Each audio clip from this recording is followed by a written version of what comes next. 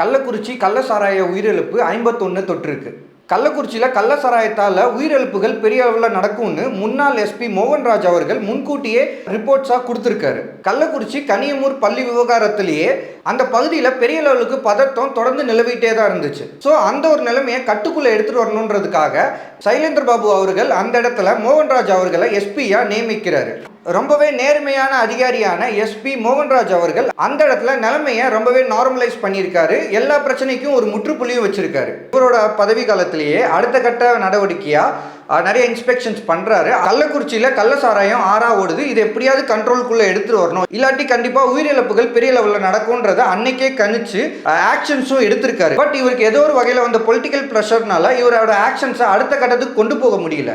And also இவரால் இந்த மாதிரியான விஷயங்கள் கண்ணு முன்னாடி நடக்கிறப்போ இது நாளைக்கு பெரிய லெவலில் உயிரிழப்புகளை ஏற்படுத்தும் அப்படின்ற ஒரு விஷயம் இவரால் எதையுமே பொறுத்து கொள்ள முடியல.